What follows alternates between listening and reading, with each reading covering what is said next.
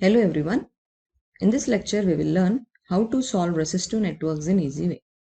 We can solve a resistive network by using any of these four methods. The first one is the series and parallel method, or the current and the voltage division methods, which are the applications of Kirchhoff's junction rule and loop rule respectively, the Wheatstone bridge method, or the star delta conversion method. This is the order in which you have to check the circuit for. Before solving it, first check if you can solve the circuit by series and parallel method. If you find that you cannot solve the circuit using the series and parallel method, then go for the current and voltage division method. If you feel that you cannot solve the given circuit using the series and parallel method and the current and voltage division method both, then go for Wheatstone bridge method. If there is a circuit which cannot be solved using above three methods, then go for the star delta method. First, let us quickly see a few basic prerequisites. This is a resistor denoted by letter R, measured in ohms. In this lecture, I will use these two words for a resistor, the starting point and the ending point. When I say starting point of the resistor, I mean to say this point. This will be the starting point in our lecture, and this is the ending point of the resistor. Then we have a battery or a cell. It has a positive and a negative terminal. Then we have Ohm's law, which says that if a current I flows in a circuit having a resistance R and voltage across it is V, then V is equal to I into R, or I is equal to V by R, or R is equal to V by I. Basically, voltage is directly proportional to resistance and the current is inversely proportional to resistance in a given circuit. Now we are ready to solve the resistive networks. Let us start with the series and parallel method. Resistors can be connected to each other in a circuit in three different ways. It could be connected in series, or they could be parallel to each other, or they could be connected in a circuit by both series and parallel combination together. If the starting point of one resistor is connected to the ending point of another resistor or vice versa, then you say that the resistors are connected in series. Here you can see that this is the starting point of resistor R2, which is connected to the ending point of the resistor R1. Here starting point of resistor R3 is connected to the ending point of resistor R2. And the equivalent resistance, that is, you get this one resistor or one resistance, you get it after combining all the resistors. So you denote it by R equivalent. This one will be equal to the sum of the resistors. If the resistors are connected in series, then R equivalent will be equal to sum of the resistors which are in the circuit. Here what you have to note is that the current, it is going to be same throughout. It is not going to change, but voltage will vary across the resistance. Across R1 you will have a I into R1. Across R2 you will have the voltage I into R2. Across R3 you will have I into R3. If the starting point of the resistor is connected to the starting point of another resistor, or ending points of the resistances are connected, that is, if like points of resistors are connected, then we can say that the resistors are connected in parallel combination. Here you can see that this is the starting point of the resistor R1. It is connected to the starting point of the resistor R2. It is connected to the starting point of the resistor R3. Likewise, the ending points are also connected to each other.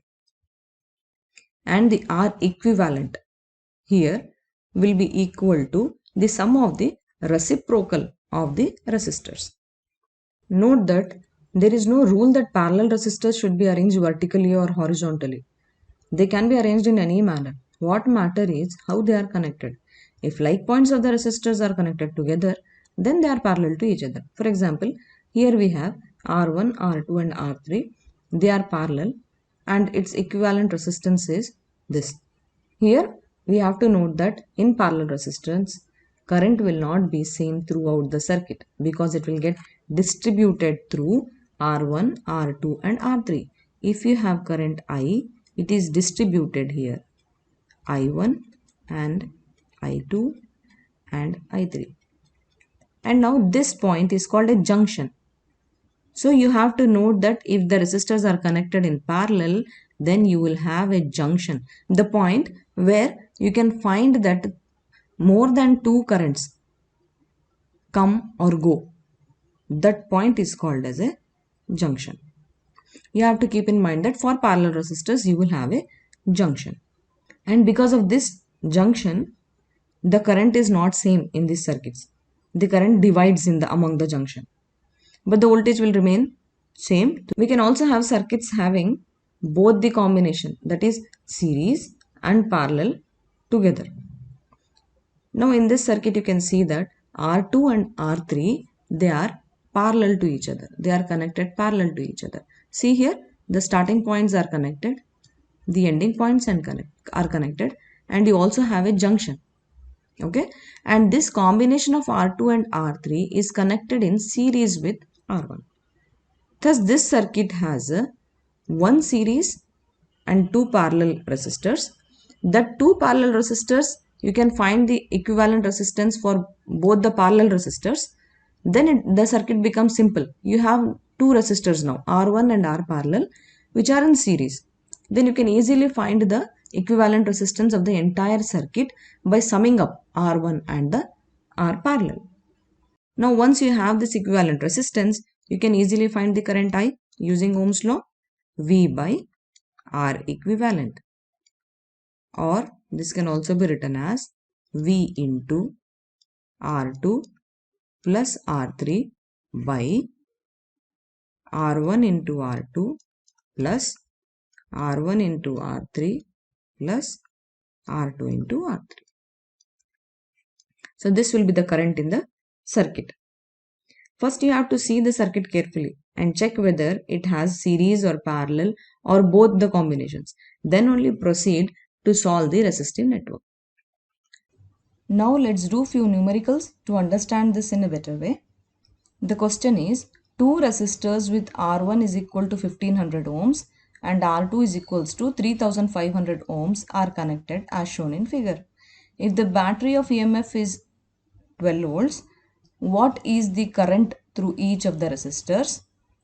What is the equivalent resistance of the two resistors? So the first question is that they want us to find the current through each resistor, and the voltage source given is having 12 volts. Then they also want us to find the equivalent resistance of the two resistors. Now we can find the current easily using I is equal to V by R equivalent, the Ohm's law. But for that we need R equivalent. Now how are the resistors connected in this circuit? Of course, the second resistor's starting point is connected to the ending point of the first resistor. So this is therefore these resistors R1 and R2 are connected in series. It is very simple. So equivalent resistance will be equal to R1 plus R2. This one will be equal to 1500 ohms plus R2 is 3500 ohms. So my R equivalent will be equal to 5000 ohms. And we have voltage 12 volts. Therefore, I can easily find current I is equal to V by R equivalent, which is 5000 ohms. This is in volts. Now, this is equal to 12 by 5 into 10 to the power minus 3 amperes, or this can also be written as 2.4. 10 raised to minus 3 can be written as milliampere. So this is the value of the current, and this is the value of the R equivalent. The next question is, find the equivalent resistance from point A to point B for the three resistors. The three resistors are given. We have to find the equivalent resistance between the points A and B. Here you can see that all like points of resistors are connected. So they are in parallel combination. And how can we find R equivalent? We can find it by equivalent is equal to 1 by R1 plus 1 by R2 plus 1 by R3. So you can write it as 1 by 2 plus 1 by 4 plus 1 by 4. This is equal to 1 by 2 plus 1 by 2, which is equal to 1 ohm. This is 1 by R equivalent, or R equivalent is equal to 1 ohm. So this is the answer. The question reads, in a given network, the point X is connected to point A by a copper wire of negligible resistance, and point Y is connected to point B by the same wire. The effective resistance between X and Y will be. Observe the circuit carefully.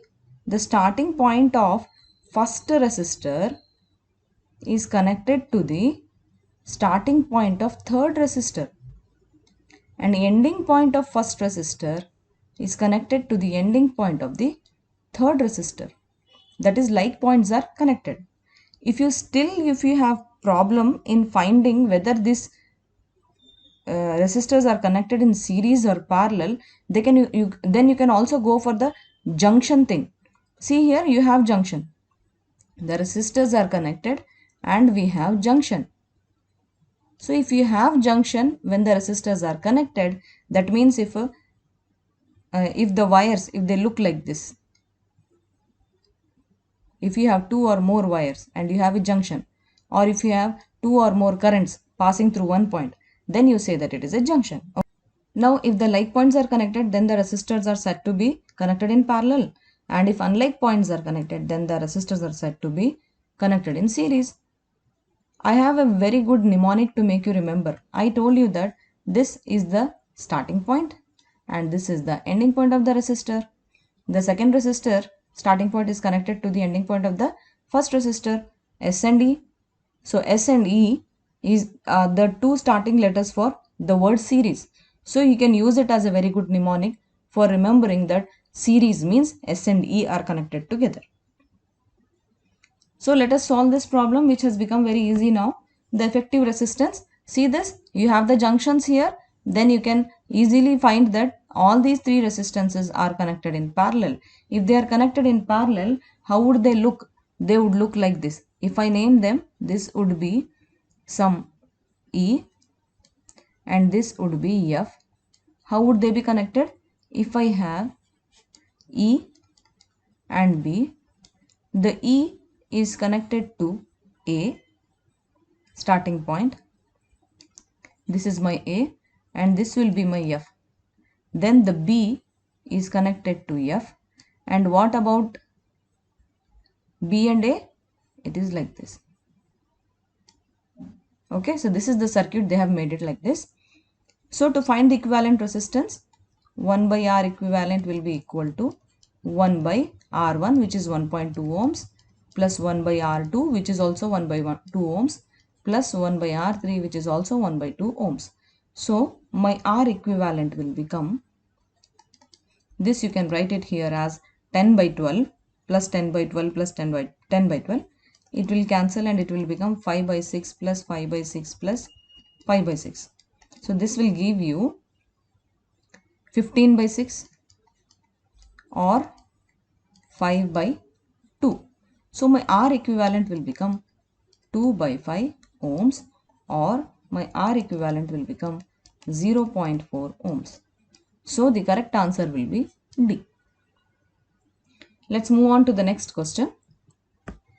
The resultant resistance between the points A and B in the following figure will be 4 ohms, 8 ohms, 6 ohms or 2 ohms. Here you have to find the resultant resistance between the points A and B. I have two methods to solve this. See here, you can see this circuit.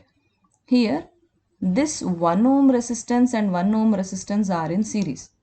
So I can simply write that this is equal to 2 ohms, because equivalent resistance will be equal to R1 plus R2. This becomes 2 ohm. Now I can see that this is parallel. So my R equivalent will become 1 by 2 plus 1 by 2, which one will be equal to 1 ohm. Now how will I make the circuit again? Now I can make it like this. Now again this is in series, so this becomes 1 plus 1 equal to 2 ohms. Now again I can make this circuit like this, 1 ohm, 1 ohm and 2 ohm. Now again this is in parallel, so 1 by 2 plus 1 by 2 equals to 1 ohm. Now again how does my circuit become? The simplified version, it becomes like this. This is 1 ohm now. This is 2 ohms, 1 ohm and 1 ohm. Again, how does this become now? This is in series. So it becomes 2 ohms. That 2 ohms is in parallel with the 2 ohms again. So my circuit becomes like this. 2 ohms, 2 ohms and 1 ohm. Now this is in parallel. So it will become 1 by 2 plus 1 by 2 equal to 1 ohm again. Now finally, how does my circuit become the simplified version? It becomes like this. This is 1 ohm and this is 1 ohm. So now R equivalent became 1 plus 1 is equal to 2 ohms. The answer is D. This is one method. You can use this method if the values of the resistances is small. Here 1 ohm and 2 ohm is very small, so you can easily simplify the parallel equivalent resistance also. But what will you do if you have big numbers in the resistors? If the resistors values are high, what will you do? I have a trick for this. So equivalent resistance will be equal to R1 plus R2 by 2 plus 1 by 2 into R1 plus R2 whole square plus 4 into R3 into R1 plus R2 whole to the power half. See here we don't have R2. Actually this could be R2. But this R2 became 0 now. This one will be R1. All these are R1 because the values are same. All these are R1. And this will be R2. Just you have to substitute the values. Put R1 as 1 ohm. Put R2 as 0. Put R3 as 2 ohms. Then substitute it. So you get 1 by 2 plus half into 1 square is 1 plus 8. And there is a square root above. So R equivalent will become 1 by 2 plus 1 by 2 into 9. The square root of 9 is 3. So R equivalent will become 1 by 2 plus 1 by 2 into 3. So this will give you 1 by 2 plus 3 by 2, or it will give you 4 by 2, or it is 2 ohms. So the answer was 2 ohms of course. So you have two methods now. Either you follow the first method or the second method. The next question is the equivalent resistance of the following infinite series is. If you want to find equivalent resistance of infinite resistors connected in series and parallel combination, then I have a trick. Simply use this trick. To find the R equivalent, R into 1 plus root 3. Just substitute the values and you find the answer. R equivalent will be equal to 2 into 1 plus 1.73. Root 3 value is 1.73. That will be 2 into 2.73, or the answer will be 5.46 ohms. So the answer should be option C, because the resistance lies between 3 ohms and 6 ohms. So this will be our R equivalent. How easy it was. This trick just for within a blink of an eye you can answer this question if you have this in your competitive exams. Kirchhoff's rule says that change in electric potential in any closed circuit must be 0. Here in this circuit you can see that as you go from here to here the potential will increase. Then here there will be no drop of the potential. Again here the potential will drop across the resistance, and then again here there will be no drop. So the potential will be same across the circuit. So this is what the loop rule says. Next comes the junction rule. What it says is that the amount of current entering a junction must be equal to the amount of current leaving it. Here in this junction, if you can see in this junction, the current which is coming inside is I3. So this should be equal to the two currents which are going outside. I1 and I2 are going outside the junction. So I3 should be equal to I1 plus I2. And in this junction, the two currents I1 and I2 are coming inside and I3 is going outside. So I1 plus I2 should be equal to I3. This Kirchhoff's junction rule is also known as Kirchhoff's current law. Kirchhoff's loop rule is also known as Kirchhoff's voltage law. And this Kirchhoff's junction rule is based on conservation of charge. You know that the electric charge cannot be created nor be destroyed at a junction. So this rule is based on this conservation of charge. You have to use this Kirchhoff's loop rule and junction rule when you are asked to find the current flowing through each branch in the circuit. The question is, the figure below shows currents in a part of electric circuit. The current I is. So we have to find the current I here. So there is a circuit. Let's name the junctions A, B and C, and the current which comes in is I1 and I2. The current which goes out of the junction B will be, let's name it I3 and I4. And the current which goes out of the junction C, let's name it I5, and I is already there, which we have to find. At junction A, the incoming current will be I1 plus I2 and outgoing current will be IAB. So according to this Kirchhoff's loop rule, we can say that IAB is equal to I1 plus I2. At junction B, incoming current will be IAB and outgoing current will be I3 plus I4. So according to loop rule, IAB will be equal to I3 plus I4. But we have IAB is equal to I1 is 2 amperes and I2 is 2 amperes. So IAB will be equal to 4 amperes. Now we have I3 plus I4 equal to 4 amperes. Or I can find I4 because I4 is equal to 4 ampere minus I3 and I3 is 1 ampere, which is given in the question. So therefore it will be 4 minus 1 equal to 3 amperes. So my I4 is 3 amperes. Now what happens at junction C? At junction C, the incoming current will be I4 and outgoing current will be I plus I5. Or with this information, according to loop rule, I4 should be equal to I plus I5 and the question is to find I. So I will be equal to I4 minus I5, which is equal to I4 is 3 amperes and I5 is given, it is 1.3 amperes. So our I will be equal to 1.7 amperes. So our final answer will be A, 1.7 amperes. Current division rule is used when we have a parallel circuit. In parallel circuit, current divides at the junction but voltage remains same. This rule is the application of Kirchhoff's junction rule. We have two parallel resistances R1 and R2. Then current I divides as I1 and I2. Then you can find the values of current I1 and I2. I1 will be equal to I into R2, the opposite resistance of I1. I into R2 by R1 plus R2, and you can also find current I2 is equals to I into R1 by R1 plus R2. But using this current division rule, you can also find the unknown resistances. For example, if you have a question, two resistors are connected in parallel with a source of 20 ampere. One of them is 100 ohms and current of 12 ampere flows through it. What is the value of the other resistance? Here I1 is given, which is 12 amperes, and R1 is given, which is 100 ohms, and the main current I is 20 amperes. This is the information they have given.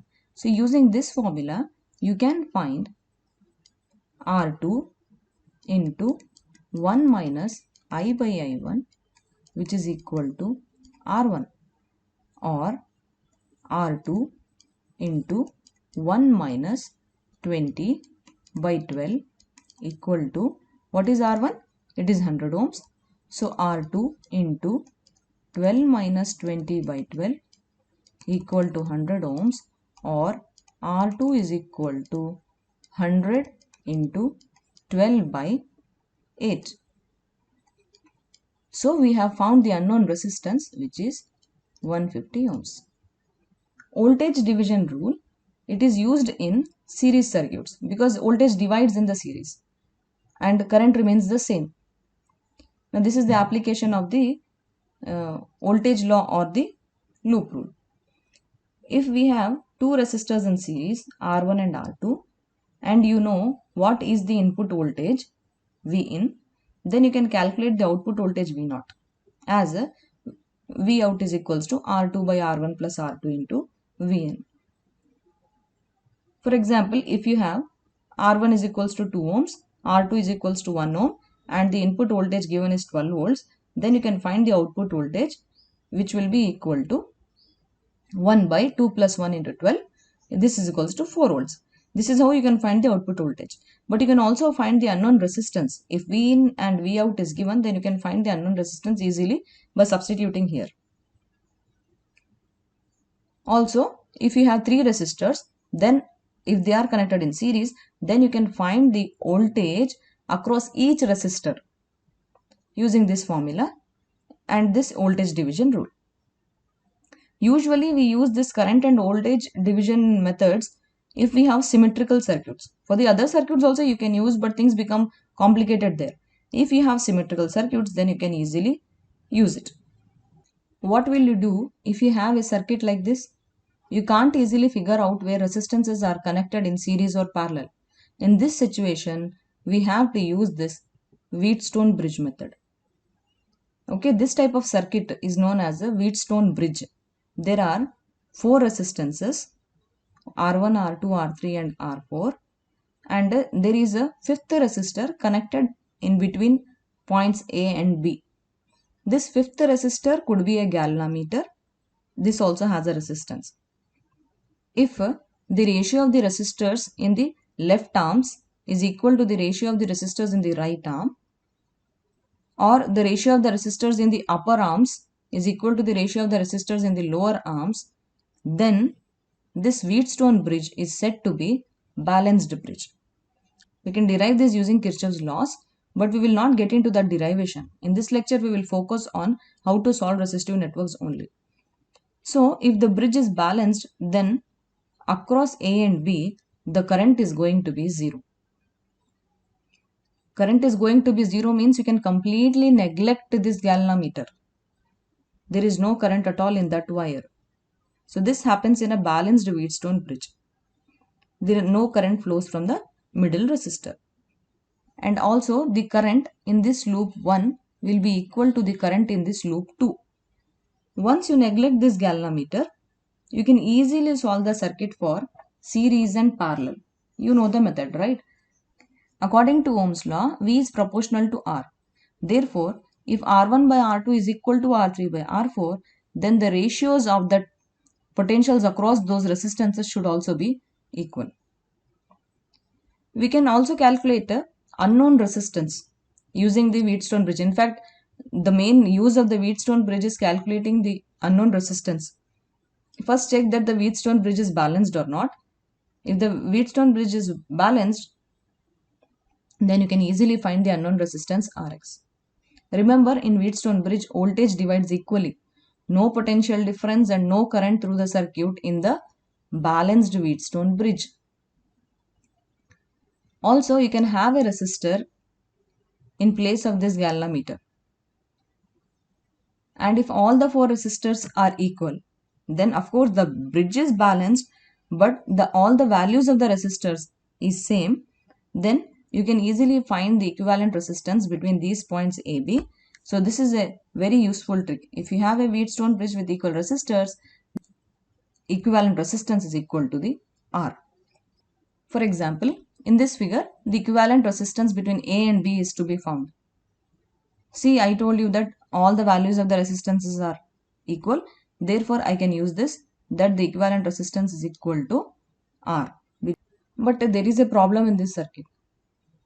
I have two resistors R and R between C and D, which I will easily ignore because the Wheatstone bridge is balanced. But what will I do for the two resistors between A and B? For that, I will take them outside. Then I will ignore the resistors between C and D and then connect this with the two resistors in series. Now I can easily solve this circuit because all the resistors here, they are connected in series and parallel combination. I can easily do this. Now once I do this, I know that this is equal to 1 equivalent resistance, and this is equal to 1 equivalent resistance, and this is equal to 1 equivalent resistance, and all these are connected in parallel. Now I can easily find my main equivalent resistance. 1 by R equivalent will be equal to 1 by 2R plus 1 by 2R plus 1 by 2R, and this becomes 3 by 2R. Now this is 1 by R equivalent. So the value of my equivalent resistance will be equal to 2 by 3 times R. So the answer will be A. See how simple it has become with the Wheatstone bridge. The next question is, in the circuit shown in the figure, the current flowing in 2 ohms resistance is. So they want you to find the current flowing through this resistor.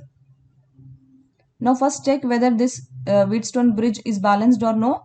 Of course, here 10 by 25 will give 2 by 5. So my Wheatstone bridge is balanced. It will give 2 by 5. Now if the Wheatstone bridge is balanced means I can ignore this completely. So now how has my circuit become? It has become like this. It has become very simple actually. The resistors are connected in series and parallel combination. So this is 10 ohms, this is 2 ohms, this is 25 ohms, and this is 5 ohms. You can see that this 10 ohms and 2 ohms are connected in series. Therefore 10 plus 2 will become 12 ohms, and here the equivalent resistance will become 30 ohms because 25 ohms and 5 ohms are connected in series. Now the circuit has become very simple. The two resistors are now connected in parallel. The 12 ohm resistor and the 30 ohm resistor. And the current is 1.4 amperes, which is going to be divided here as I1 and I2. And this can be my resistor R1 and this can be my resistor R2. Now I can easily find the value of current I1 using the current division method. What we have to remember is that in series resistors, the current is same. So for 10 ohms, 2 ohms or 12 ohms, the resistance is going to be same. So my I1 will be equal to I into R2 by R1 plus R2, which is equal to 1.4 into 30 by 12 plus 30. This will be equal to 1.4 into 30 by 42, or 42 by 42 is going to become 1 ampere. So the answer will be D. Now what will you do if you have this type of a circuit? See here, this is not a balanced Wheatstone bridge. 5 by 2 is not equal to 2 by 4. So this is not a balanced Wheatstone bridge. We have the last method for this type of circuits, that is star delta method. So this type of a circuit, when your resistors are arranged in Y shape, or you can say that you can make a triangle around it, they are known as a star circuits. You can convert this into a delta form of resistors also. How do you convert it? We have formula for this. You can find RAB, the resistance between A and B, which will be equal to the product of two resistors. Means I can write here AB, isn't it? This is my AB. This is my RAB. So for RAB, I will take R1 R2 plus R2 R3 plus R3 R1 divided by the opposite resistor R3. I am going to do same thing for RAC also. I can join this RAC. The numerator is going to be same for both RAB, RAC and RBC. It is R1 R2 plus R2 R3 plus R3 R1. Only thing is denominators are going to change. How they are going to change? For RAB, your opposite resistor, the R3. For RAC, the denominator will be the opposite resistor, the R2. For RBC, the opposite resistor, the R1. So this is how you can convert the star network into delta network and make things easy, so that again you make your Wheatstone bridge balanced, then you can easily find the unknown resistor or whatever it is asked, the current or the voltage. Same way, you can convert this delta network into a star network. How is it that how you can do that? You can do it using this formula. See here, you have it. You have here like this. So my RA, this will be my RA, this will be my RB, and this will be my RC. You can easily find. The denominator is going to be the same. It is the sum of the resistors. For the numerator, if you are taking RA, then you take R1 plus R2. The two arms which between which RA falls. For RB, you take R1 and R3. For RC, you take R2 and R3. How can you remember? You can easily remember that any arm of star connection will be equal to product of two adjacent arms by sum of the arms of that delta. Now you can easily calculate the sum which we have seen earlier. We know that this is not a balanced Wheatstone bridge. But still, how can we do? We will take this. Let us name. Okay, this is A and this is B. Now, take this first loop. Take this first loop like this and let me draw it for you like this. And this is going to be 5 ohms. Let it be R1. And this is going to be 2 ohms, R2. And this is going to be R3, 3 ohms. Now, I can convert it into a star network like this. I name this as RA, this one as RB, and this one as RC. Now I know that RA is equal to R1, R2 by R1 plus R2 plus R3. So this one will be equal to R1 is 5 ohms, R2 is 2 ohms divided by sum of the three resistances, which is 10 ohms. So my answer will be 1 ohm. Same way I can do for RB. It will be 15 by 10 or 3 by 2 ohms. That is going to be 1.5 ohms. Same way I can do for RC. I will get 3 by 5 ohms or 0.6 ohms. Now let me redraw this. It will now become like this. Now this is my A. Now this is my other resistor like this. And the middle resistor is gone now. Now when the middle resistor gets disappeared, things become very clear. This is my RA. This was 1 ohms. And this one will be 1.5 ohms. This is my RB. This one will be 2 ohms as given in the question. And this one will be my RC. I found it as it is 0.6 ohms. And this 4 ohms is also given in the question. Now see carefully what is happening here. My RB and 2 ohms are in series. RC and 4 ohms are in series. So how does the circuit becomes now? It becomes like this, and this is here, and it is here. This is RA 1 ohm, and this 2 plus 1.5 ohms, this is going to become 3.5 ohms, and this is going to become 4.6 ohms because we are going to add these both. Now this one will be 3.5 ohms and this is 4.6 ohms. Now this is B and this is A. But these are in parallel, so I can find the equivalent resistance easily. This equivalent resistance is going to be, this will be RA and this will be 1 by 3.5 plus 1 by 4.6, which will become 2 ohms.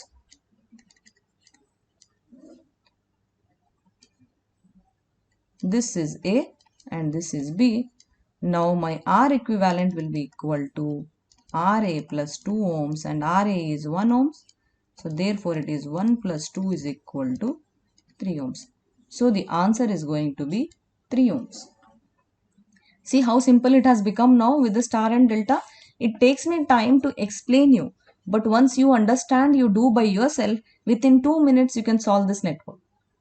When the resistances in the star network are equal, the resistances in the delta networks is going to become 3 times the resistance. And if you have equal resistances in the delta network, then your resistors in the star network becomes R by 3. If you have a network like this, where your 3 resistors are equal, the 2 from the arms and the middle resistor, the 3 resistors are equal, R1 are same and here R2 are same. If you have a network like this, then don't go for any of the above methods. You have this formula, very useful formula, which says that the equivalent resistance between A and B will be equal to R1 into R1 plus 3 times R2 divided by R2 plus 3 times R1. For example, if you have a network like this where 3 resistors are same and 2 resistors are equal like this, then you can just substitute the values and find the answer for the equivalent resistor within no time. You don't need to go for any of the above methods. And I have a DIY problem for you. This is a very simple problem. Just you can do it within a blink. Please let me know your answer in the comment section. That's all for today's lecture. I hope that this lecture will be useful for you in solving the resistive networks. Thank you. Bye.